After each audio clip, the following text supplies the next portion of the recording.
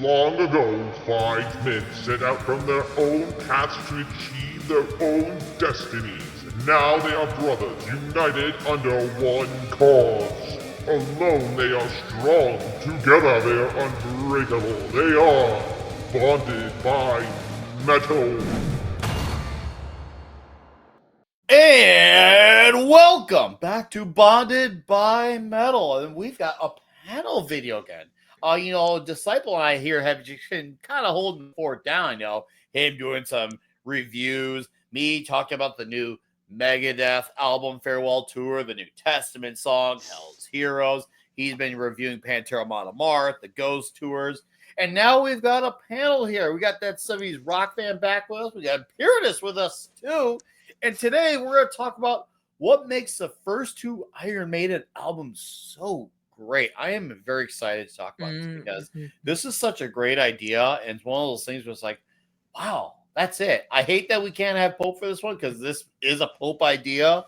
But Pope, we're going to make this good for you, sir. But anyways. We're all going to miss a video that we had the idea for at some point. Yeah, right. Oh, yeah. Unfortunately. I'm sure I won't be exempt from that either. But 70s, I'm going to let you be the man who starts off hot with it. You came up from the world of when Iron Maiden were I was small band. Indeed, that was my peak years. if years. there was ever such a thing, of course. And it was a real blast when the first Maiden album came out.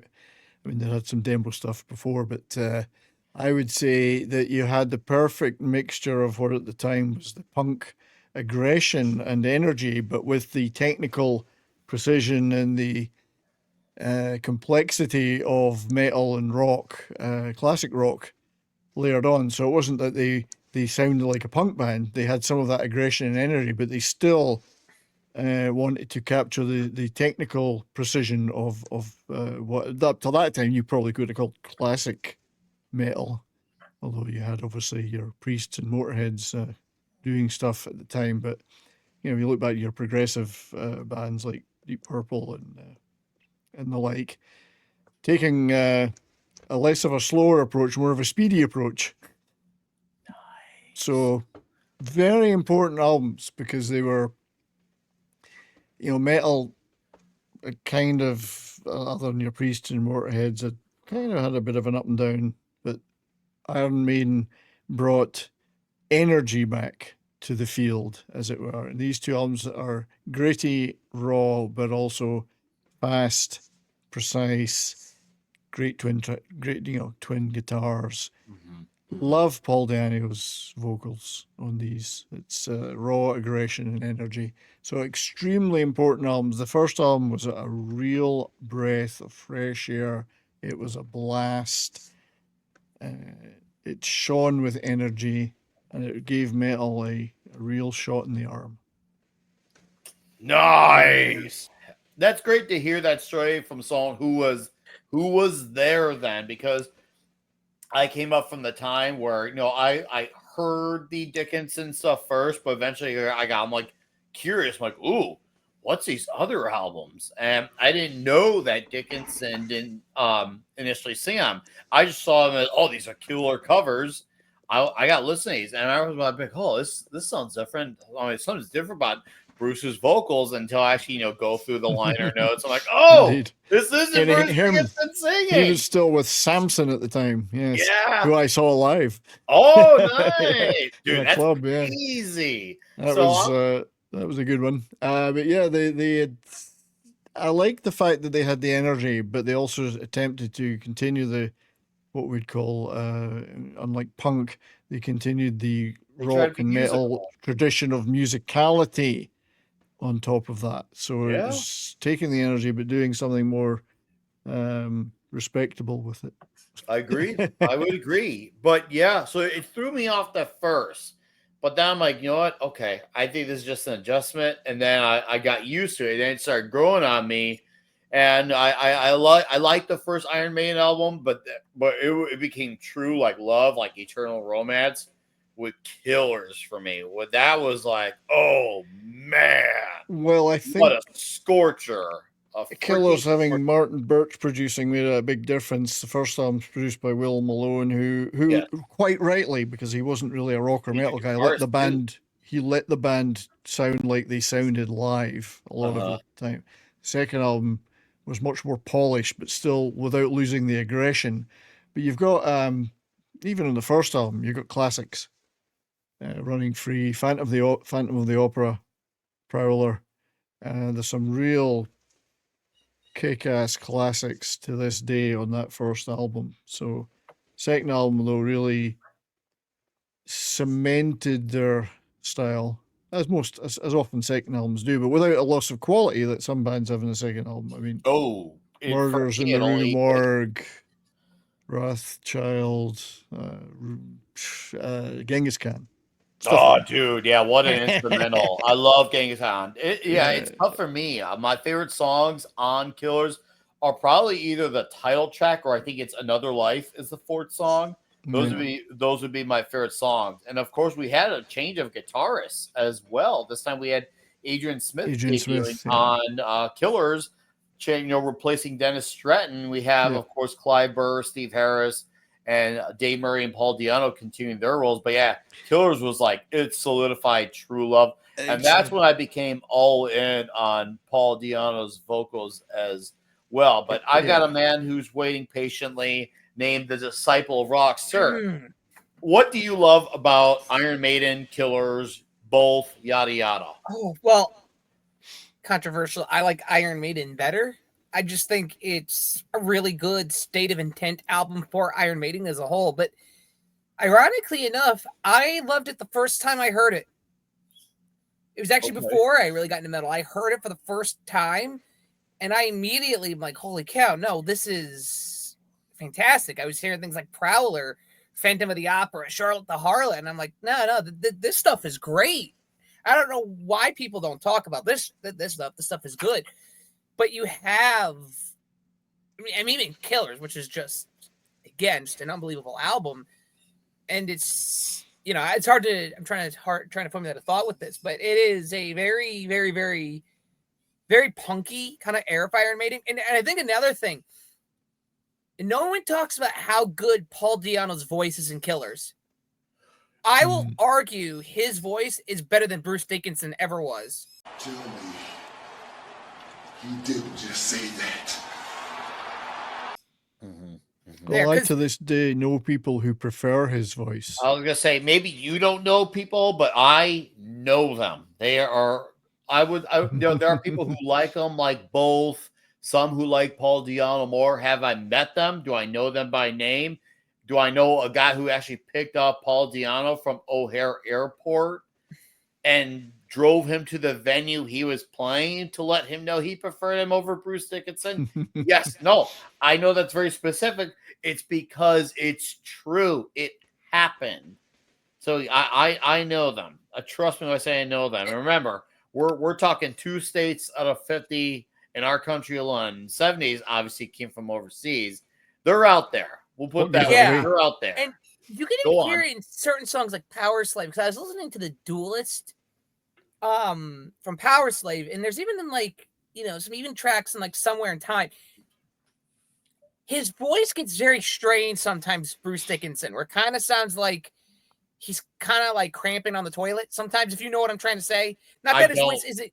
I don't. Well, I don't feel that way when I hear Bruce. I'm not going to do a vocal demonstration for y'all, but there are times where I feel like his voice gets strained. Whereas Diano, I feel like, knows how to use his voice. Okay.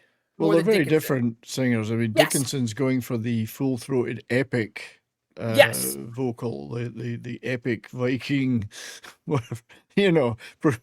that big projection. Diano was a much more direct singer. Not to make it a Paul versus Bruce, but what do you feel stands out about Iron Maiden and Killers, though? The song Killers, just the opening. The song itself. Listen to how Paul Diano screams in that song. He screams way better than Dickinson does, in my opinion. Because he knows how to. I'm not saying Dickinson's not a good singer. So anyone watching this, do not take me for saying this. But what I'm hearing is Paul Di'Anno knows his voice. He's not trying to do something that his voice isn't supposed to do. He's doing within his range very well. And I think that's where I really love Di'Anno. What's your favorite song on Iron Maiden, the album Iron Maiden? Oh, gosh. A lot of times it's going to be Throw a Dart because I just love that whole album, like front to back. Okay. But I'm going to give you 3, and then it's a toss-up between these 3. Prowler, Phantom of the Opera, and Charlotte the Harlot. Okay. All right. Charlotte the Harlot's probably my favorite song. Okay. Now, why do you prefer Iron Maiden over Killers? I think it's because Killer's highs, I think, are higher. Excuse me. Iron Maiden's highs are higher than Killer's. I just think because you gotta understand, like, yeah, in the 70s, I'm saying there were demos, right? But if you're not listening to the demos and you're gonna listen to a band chronologically in order, you pop in Iron Maiden and you're immediately met with the opening to Prowler. Like, if that does not hook you, I don't know what else will hook you, right? You keep listening, and then you hear just the haunting Phantom of the Opera, and then you just hear the absolute banger of Charlotte the Harlot, and then the absolute banger of Iron Maiden. I don't know how you're not hooked. Iron Maiden's a fucking awesome track. Yeah, and it's not to say Killers isn't good, because Killers is great, but I feel like in order to really appreciate Killers, you have to listen to Iron Maiden first. I would agree. I actually would agree on that, especially since you can hear the musical progression of the band right away from one album to the next. I feel like the biggest difference outside of the production is Di'Anno's voice. Maybe there's some you see different, but for me, that's the biggest progression is Di'Anno's voice, because you can still tell it's him both albums, but what he can do with his voice a lot more on the second album. You can tell he really upped his game. He upped his game. And you wonder if he never gets kicked out and leaves the band. How does Number of the Beast or Peace of Mind sound with Di'Anno? I think they would still sound epic. I think they would too. I actually would agree on that. I actually think that would have been cool to have seen like a what could have been, at least on like a song or two. That's definitely something that does spark my curiosity, because he did have that style in him, the more epic operatic type of thing going on. Now, the Hills. Was he preferable to it? I don't know. Never heard him say if he was preferable to it, but do we know if he was capable? Absolutely. Maybe I'd have to ask someone who, let's just say, maybe who I know who's spoken and see where they stand on that, because it makes me curious, because I like his style for being the more punkier, rougher edge type of thing. But I do appreciate when he wants to go for the more epic style. It's good to know he can do that, if need be. And my thing is he could probably do it if you listen to like some of his solo stuff. What's the one? It's got a weird name. It's Paul Di'Anno and something else. That's got some good stuff on it. Even like Paul Di'Anno and Warhorse, and there's another one he does that I enjoyed. And I think the thing is what people also got to understand is, again, this is not a knock on Bruce Dickinson because he's a legend in of himself, but Dickinson walked into a band that was primed to explode and already getting popular. Yeah. Yes. Right? Of course. So when everyone tells you, oh, Dickinson made Iron Maiden popular, no, Dickinson walked onto a band. They were hugely popular before. Yeah. He walked into a band that was already exploding and they just shot off in spite of him. Because I still think they would be just as popular with Di'Anno. Di'Anno had always been there. Yeah, I mean, I know we're going to let him have his say, but just I'd say Di'Anno was street level Bruce Dickinson's operatic. Yeah. So Bruce is up in the balcony in the opera. Di'Anno's down here in the street. I like that. Yeah. Neither is better than the other. It's just a different approach. No, and I agree with that. So one more thing for Disciple before I pass the baton on to Imperatus. Yeah. Favorite songs on Killers. Ooh. You know what? It's very easy for me. It's Purgatory. I've always loved that song. Oh, that's a damn good song. Okay, I lied, by the way. Now you have to do a bonus. What is the better artwork between Iron Maiden and Killers? Killers. Oh, I got to think on this one. He had to think. But That's an important point because it isn't just about the music that makes these albums important. It was also the artwork, the Derek entire Riggs. imagery Oh, the band Killers is was such an iconic cover. very different, and it was so good and so attractive, that artwork. Should I get back to you, Disciple? It's gonna be Killers Oh, yes! all day, because the first Iron Maiden is just like Eddie yelling, kind of, right?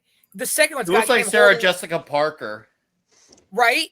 He's holding a bloody battle axe with these hands grabbing him, and it sets the tone for Eddie going forward. Seriously, it's such a killer piece. You can't deny that artwork. It's one of those things where as soon as you see it, you remember for the rest of your life. Even if you don't like Iron Maiden, doesn't matter if you like Bruce, Paul, even if you don't like Iron Maiden, if you're not a Maiden fan, you remember that artwork. It's one of those seminal pieces of music history. Killers' artwork. Yes. And how, and just an aside, how Iron Maiden is not in the Rock and Roll Hall of Fame is criminal, is just, it's felony. But Madonna is. I don't give a shit about the Rock and Roll Hall of Fame the same way know. constipated people don't give a shit. It's got nothing to do with rock and roll anymore. It hasn't. It had for a long, hasn't for long a time. long As an time. aside, we should just have an episode where we just crap all over the Rock and Roll Hall of Fame for what they've become. How many hours would we have? Because we need a lot. Yeah, we're gonna need a long time. You could make an argument between them and the Grammys. We would be able to pull off a Mueller style stream with that. But we have a gentleman here named Imperatus, and I'm oh so happy he is here, sir. What makes the Paul Di'Anno era of Iron Maiden great to you? To me, well, for one, Killers was the first Maiden album I heard. Wow, go on. So that always has a bit of nostalgia, I guess you could say, for me. But it's funny too, growing up, and I've tried to get guys I was hanging out with to listen to the stuff I did, and some got into it, and some guys, especially if they started getting more musically inclined, like learning how to play guitar or whatever, some of it, like the one dude I was friends with, he loved Iron Maiden because of the guitar work. Hell, I even got him liking Carcass after a while. But there was just something about those albums. I mean, Phantom of the Opera is such an epic song. I mean, and 70s, just along the lines of what he said earlier, was what was else like that at the time when they came out? I don't think there was. I mean, And think about it, we're coming off the disco era. You know, punk was already on its way out. You know, people didn't care about glam rock anymore. And a lot of the guys who were doing glam, like David Bowie, were switching to more new wave at the time. Yeah, a lot of bands like Purple and Sabbath and others were disintegrating, although obviously some of them had a resurgence in different form. The progressive stuff was perhaps... It wasn't what people who liked the aggression wanted. A lot of stuff was bloated. Yeah. This was much more direct. It was more direct, more in your face. You know, there was nothing else like it at the time. And you hear some of those leads, like I said, Phantom of the Opera, the Killers lead. I mean, the first time I heard that, I was just like, I was like, I don't know, like 7, 8, 9, something like that. I was like, wow, I didn't know you could even make a guitar sound like that. Right. So those albums are just, the best way to put it would be, that's just Iron Maiden at its rawest form. No slick production, no 3-hour-long fucking... intros to every song. Just pure in your face. They had got too many acoustic guitars going with it. Yeah, it's just pure in your face. You could tell at the time they were still a bunch of young bucks. But still trying to do some technically great things too, with harmonies and melodies and twin guitar, intertwining twin guitar stuff. So they were still trying to do that stuff, but they didn't let that overpower the directness. And it's like, don't get me wrong, I love the self-titled album. It's kind of hard not to love a metal album that came out when I was 3. Yeah. There's a picture of you holding that album at the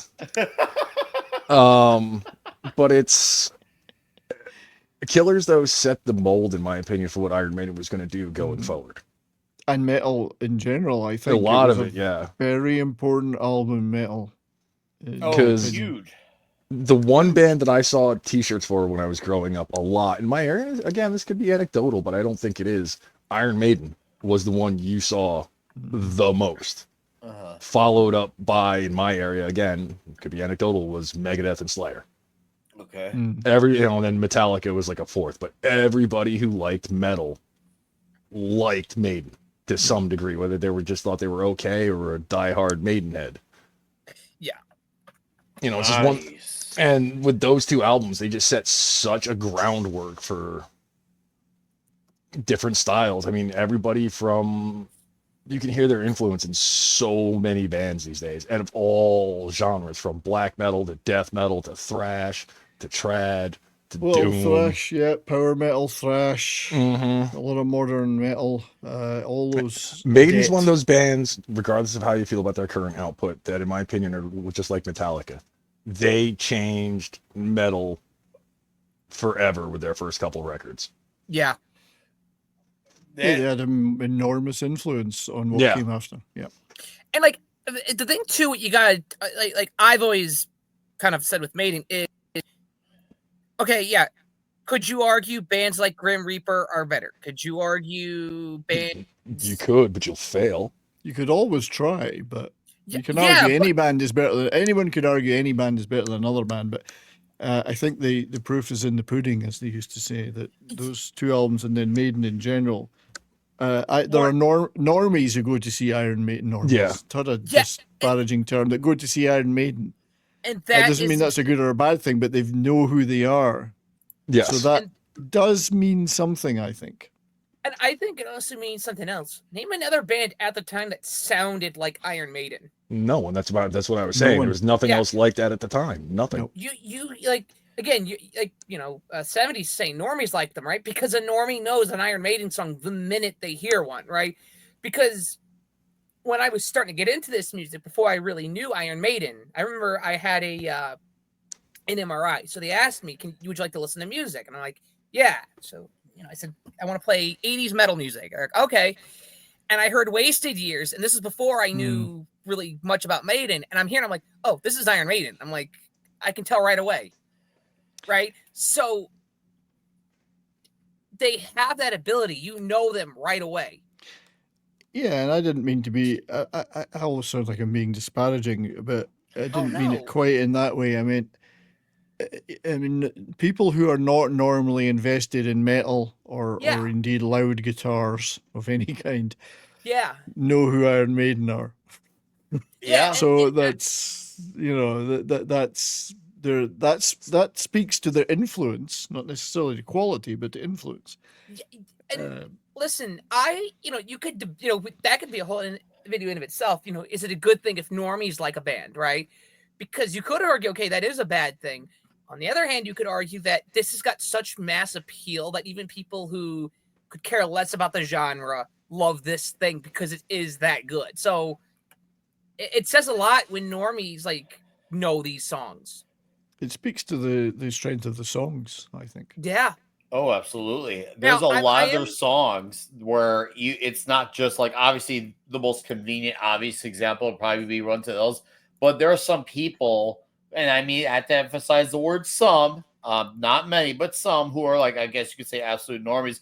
There'll be at least be some who have heard of Wasted Years or Hallowed Be Thy Name or The Trooper or the song Killers.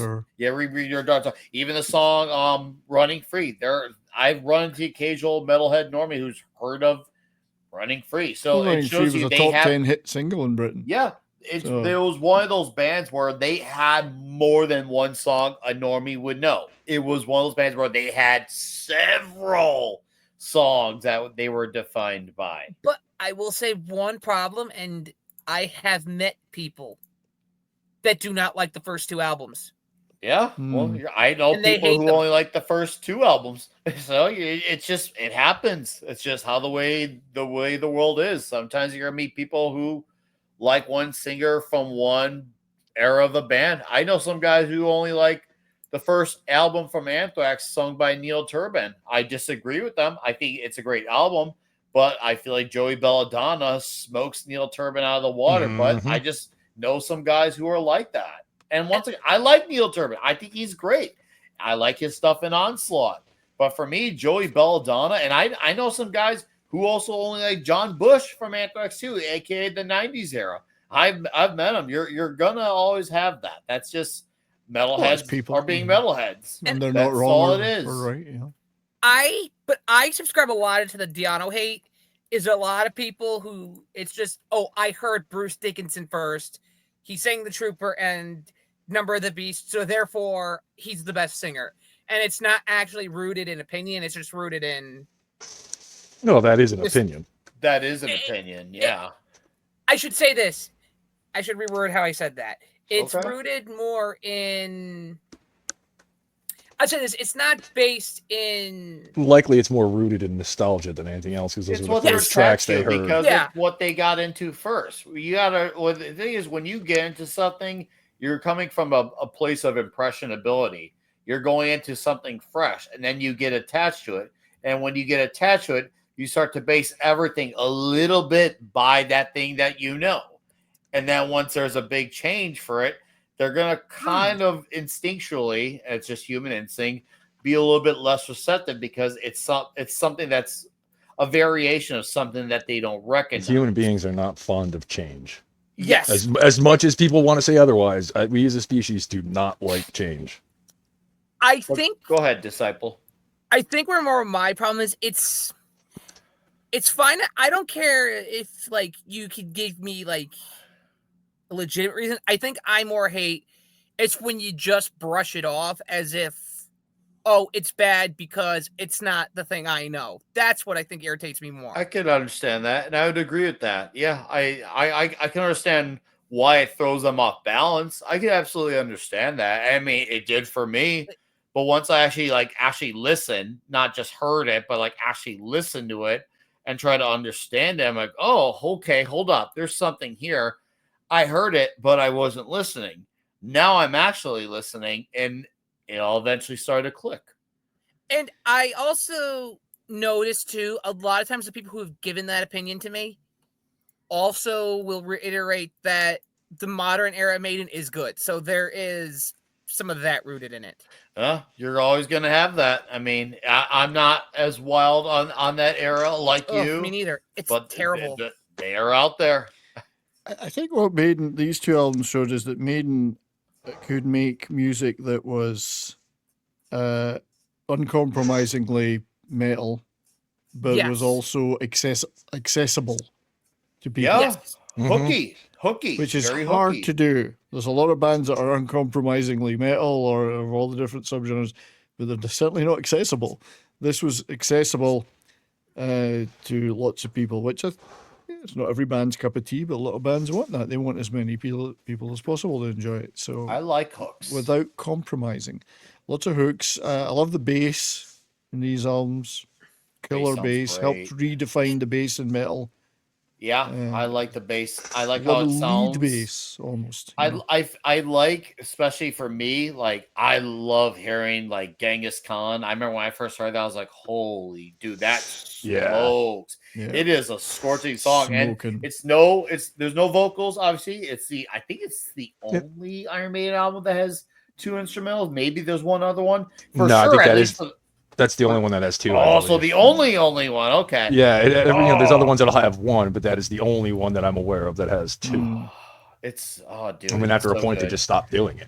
Drifter is a great closer too. Mhm. Like they Oh. really close out that album strong with Drifter. And for me, I'm a big like lasting impression type of guy, and Maiden really know how to close an album.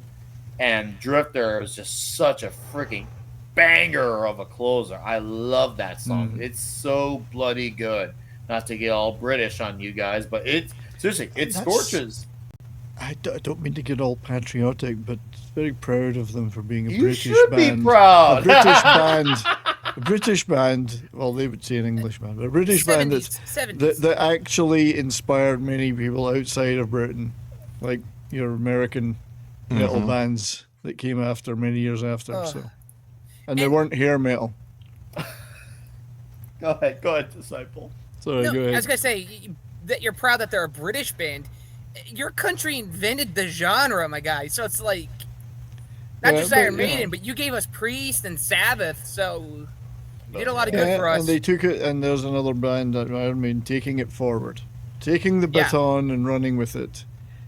You know, and paying homage to the great stuff that had come before, but adding definitely their own twist on it with these albums. So, yeah, nobody else sounded like them at the time. These albums were a revelation. So, They also added a whole new dimension to album art. yes, You know, as far as I'm aware, Eddie's the first metal mascot. He's gotta be. I mean, He's before Vic. yo, God, yeah. By You know, by he a what year. well before whatever Overkill was calling theirs, because that thing, the The skull with Death wing. Bat? The Yeah, Death that thing Bat? had a name too. Yeah. Maybe Overkill says a 4 or 5 years. Snaggletooth, though. Don't- Snaggletooth might be earlier. Snaggletooth. Refresh me. Motorhead? Me. What's his name? Oh, yeah. Did that man? No, was that on the early covers, though? I Yeah. don't know if anyone. What's the earliest cover Snaggletooth was on? First one. The first was it? Okay, maybe it's just not going to mind. So okay, so you would have Motorhead and Maiden. I'd say Yeah, but Motorhead has never.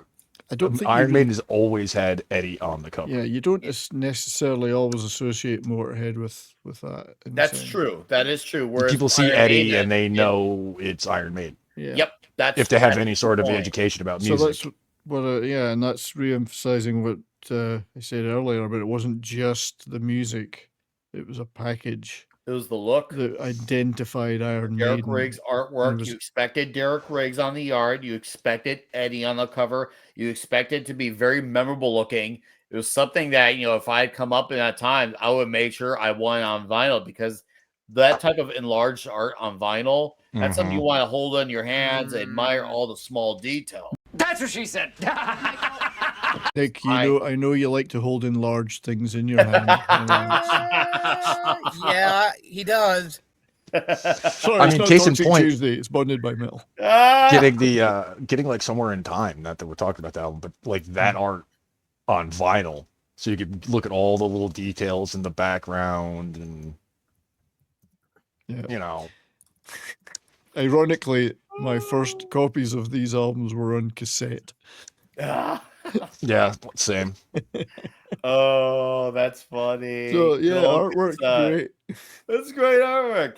Yeah, Yeah. for me, what makes these albums great to me is it shows you the band at the rawest, most purest form, and also you get to see the evolution instantly. And then remember, there's only like a little over a year between the release dates of these albums, 80 and 81. I thought So it was you're talking 79 and 81.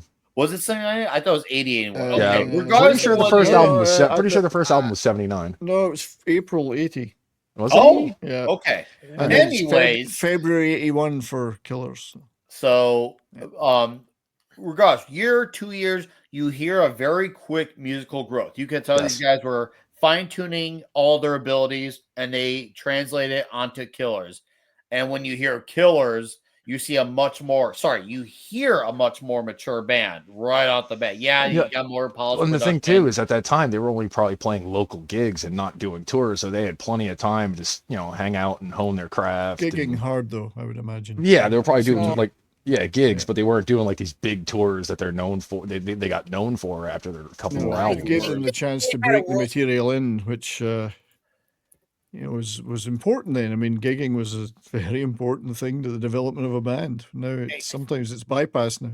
Yeah, and Killers was, once Killers really blew up, especially like in the States, like I think it definitely like really like was like, oh man, this band is becoming such a huge band that by the time the number was on its way out and Bruce Dickinson joined the band, they were just poised for world dominating success because of how instrumental the success of Killers was.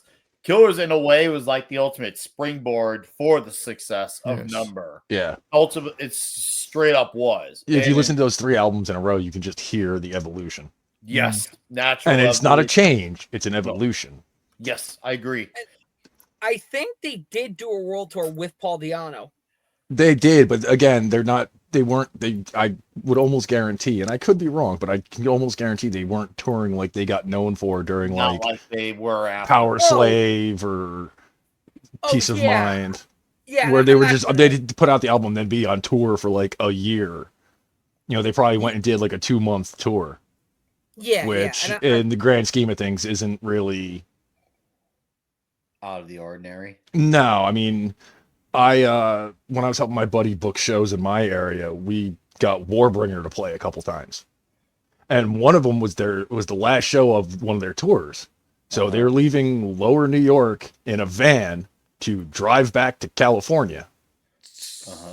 So, but they were saying they were all over the place, So and they just- were on tour for 4 months. Just checking, but the Killer World Tour in '81 which had some North American dates, Europe, Japan, North America, was mainly supporting Priest. Oh, wow. Some gigs supporting UFO. Nice. That's perfect. Yeah. Perfect. And then they headlined some of the European shows, and they headlined most of the UK shows after that.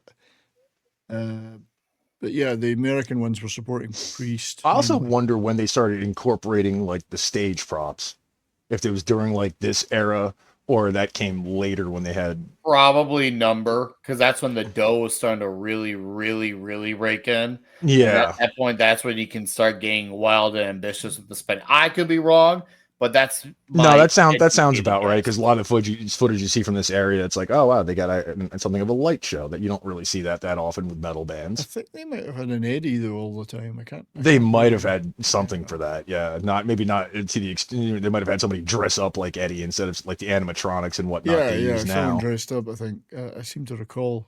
So long ago now. So, final thoughts. If you're trying to convince a metalhead or just someone who's looking to seek music out, I want you guys to say, what would you say to try to convince someone to say, start off with Iron Maiden or Killers? Imperitus. How do you turn a normie onto Iron Maiden and Killers? What are your words as we make our way? I up wouldn't even north? use words. I just play a couple tracks. I play like Transylvania. Doesn't say a thing. Okay. No, I just play like Transylvania, that the first instrumental they did, so people could hear like, oh wow, okay, this isn't gonna be some, as one of my buddy puts it, buzzsaw guitar and machine gun drums. Isn't suffice to say he hates 90% of what I listen to. But play Transylvania and then play like Phantom of the Opera. And give him a little bit of that epic side, and then for Killers, I'd hit him again with one of the instrumentals, and that'd be a hard toss up between the two. Ides of March and Genghis Khan, and then I'd either play the title track Killers so they could hear that opening lead where it's just like, oh wow, or possibly in my opinion probably the catchiest song on Killers, which is Murders in the Rue Morgue. Ooh, okay. Ooh. Yeah. And just let them hear some, like, not so much, I wouldn't say the deep cuts. For Maiden fans, they kind of are deep you don't cuts. do deep cuts first. You don't. No, but you hit them, like I said, you let them hear like the technical prowess in Transylvania. You let them hear like the epic side of what they can do, because Phantom is their first epic song. And was for a long time their only epic song. Because if you think about it, Killers didn't have anything really long on it, and neither did Number. Okay. So just hit them up like that and just be like, here's a here's a smorgasbord of what this band can do in their early days, and if you like this, just keep listening, because it just gets better and better to a point. Okay. So I like that. So for me, if I were to have a normie, like, man, I'm trying to get into some music, or if he says Iron Maiden, all right, okay, check out the first album. Listen to Phantom of the Opera and listen to the song Running Free. One, you got one of their staples, live staples that they close out with. So in case they like it, it's a live show, they instantly recognize that song. And Phantom of the Opera, showcasing the epic side. Did you like this album? Okay, good. Go listen to Killers. Go listen to the song Killers, but also listen to Another Life, because Killers, you get to hear a lot of the catchiness and a lot of great vocals, but Another Life, you can also hear a lot more how much more musical they got in advance in their musicianship. The other thing I would do in this later on. I should have thought of this a few seconds ago, but the other thing I would do too is show them some of the artwork. Oh God! Not just from the albums. The artwork comes with this is a package deal here. Like case in point, I mean, how many of you guys have actually seen the Phantom of the Opera T-shirt? I haven't seen that shirt in a while. I've seen an old beat up one, but yeah, they only it must have been like some sort of like limited run or something, because I only saw a few people own that shirt, and then I never saw it when I got to the age where I was buying a lot of shirts. Just show them just the various artwork. It's like, this is a band who cares about their craft, cares about their image, and wants to impact the scene. That white one is like a killer T-shirt. Yeah, that's the one I'm talking about. It was a white T-shirt, which I've only seen that done a few times, and honestly, the other couple times I have seen non-black T-shirts were for, oddly enough, black metal bands. I have a gray Burzum shirt and a gray Immortal shirt. 70s. I don't know if I would necessarily say, oh, listen to that song, listen to this song. I'd say, you got to listen to these two albums because they're exceptionally important in the history of rock, supremely influential. You get the sound of a new young band who have a vision, are establishing their identity, have some killer songs. They're fast, they have attitude, but they've got precision and skill. And you will not be disappointed if you've never heard these two albums before. You will hear something that you'll hear echoes of in the stuff you love later, but also stand on their own rights, not just as influential. They stand today still as extremely important albums that are kick-ass and worth listening to. I love that. It's almost kind of poetic, what you just stated. I love I'm a it. poet, and I don't know it. All right. Well, last man out the door. Disciple, how are you going to turn someone on to Iron Maiden Killers that is total normie? How? Well, I think. How do you persuade them? You How tie him to do the you- chair and give him the Clockwork Orange treatment. Yeah, would work. you know what? I might, and then I might, play them some good, maybe playing some good Bruce Dickinson stuff to lull them into a sense of comfort, and then slowly whisper sweet nothings. How everything after 7, I'll give you guys Brave New World, but how everything after 2000 is absolutely hot garbage. Start to I'm still going to brainwash fight you them. about Dance of the Dead, Yeah. but that's okay. I agree that album sucks, but No, I like that album. Oh, you do? Okay. Yeah, I think that's their last good one. But anyways, I'm going to brainwash them down a little bit, and then I'm going to play for them Iron Maiden and Killers straight through after a little bit of brainwashing. I think that's how you go about it. Brainwashing. I mean, he's not, Or in a you way, he's not wrong. I got my one buddy into Iron Maiden through the Trooper. You buttered him up, Yeah. you soaked him in, Or, you and know then what? he dived. Just, you know what you do? You appeal to the fact that, no, you have to listen to it chronologically through and hear the progression of the band, assuming they've never heard an Iron Maiden song. Because if See, they heard Fear in the Dark, you're I in feel trouble. like with that idea, you gotta assume. I always try to assume with a normie, normies aren't always ready for the deep dives, so you always gotta adjust for a normie. I saw that some of these. True, but I As just if- realized my As in, background you, was you still gotta green screen. you gotta start them comfortably. If they like more, then yeah, you could take that long journey. But you always gotta start them easy because a lot can be overwhelming to Yeah. the average. Yeah. Joe. You gotta remember that. It's very important that I've we learned keep that in lesson mind. multiple times over the years. Like, somebody's like, "Oh, you're into metal. Check this out." And I'll hit them with something. And they're like, "Dude, what the hell?" Yeah, it can be That's a very bit much even for overwhelming. me. Too much It's information. like with comics. If you throw Mhm. 600 issues, like, yeah, that's great that you know it, but they don't know that and they don't know Mhm. where to go. So Yeah. it's very important. This is why it's very important when we get a normie onto it. Having a good, distinct reference point is important because less is more. Less is absolutely more. And if you want to hook them, you have a better chance of showing less to them than showing them everything right off the bat. yeah. So, anyways, All right. those are the things that we love about the first two Iron Maiden albums. What are your guys' thoughts on the first two Iron Maiden albums? Are you one of those guys out there that's like Paul Di'Anno or Die? Or do you like them all? Or do you only like Dickinson's? Dickinson's. Anyways, let me know in the comments. Let us know your thoughts. Who do you agree with? Who do you disagree with? Thank you for watching this video. You lay down your souls to the gods.